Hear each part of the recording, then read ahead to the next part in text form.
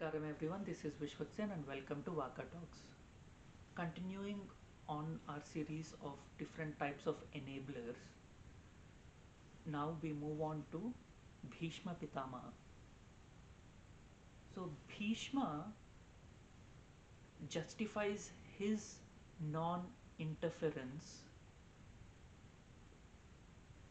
and not protecting Draupadi's dignity. He justifies it by telling himself that his vow is to stand behind the throne. He has to support the king, whoever is sitting on the throne. If if the king had asked him to intervene, he would have.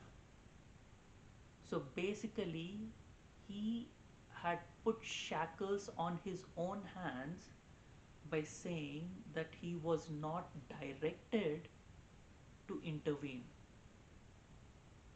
What happened to his own moral compass?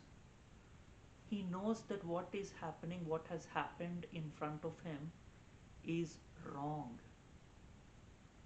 But he does not interfere, he does not intervene because the vow he has made is that he is going to support the throne. Well, he could have taken a legal loophole by saying supporting the throne means supporting the constitution. Whoever is sitting on the throne is basically a figurehead, and supporting the throne means basically supporting the constitution and upholding the constitution, and he could have intervened.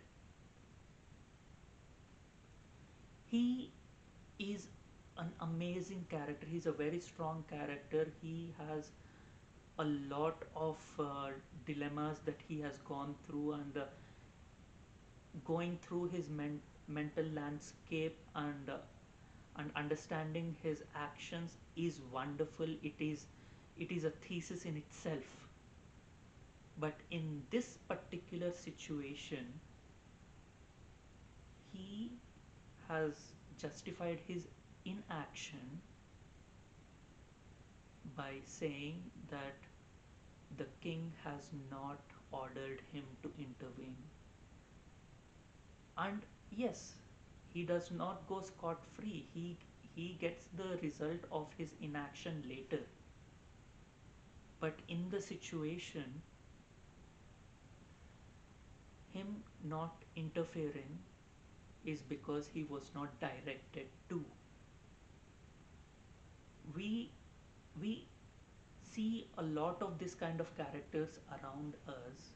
When we are in a difficult situation, we are going through a traumatic situation, we are going we are in a traumatic relationship, that we are we are being disrespected, our emotions are not validated, our feelings are not validated.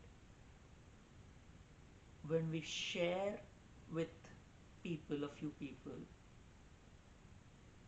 they do not support us because they have no authority in the situation. It can be our friends, it can be our cousins, it can be anyone, it can be our co-workers. So all they do is just listen, and sometimes they say, well, look on the bright side, they are not doing this huge thing. Your abuse is only at this level, so you should learn to live with it. Basically, these are the people who assume that they do not have any power in the situation, even when the people with power have not intervened. They sleep at night telling themselves that yes, they are going through a very difficult situation. But what can we do? It is what it is. They show sympathy, they do not show empathy. They are enabling the toxic person. they share with their partners, and they, it basically is, you are basically fodder for gossip for these people.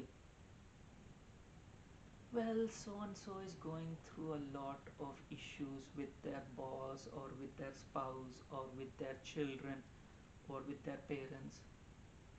Well, what can we do? It's their life. They need to learn how to get out of it. They need to quit the job to find another job, or they need to cut their ties from their parents or children. They should not entertain their children. They should not, they should separate from their spouse. This is all.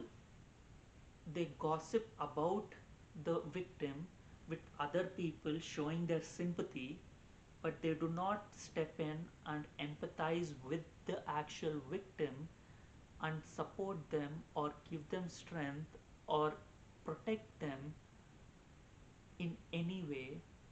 They leave the victim to tend for themselves.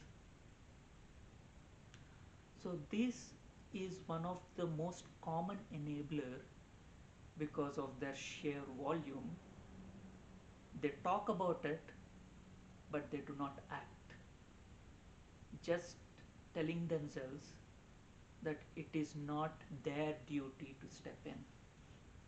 So this also enables the toxic person to a very great degree. The toxic person counts heavily on the inaction of people. They count on the inaction of people more than they count on people supporting their abusive behavior, sorry. So this is one of the most common type of enablers. So tomorrow we will talk about Dronacharya. Thank you.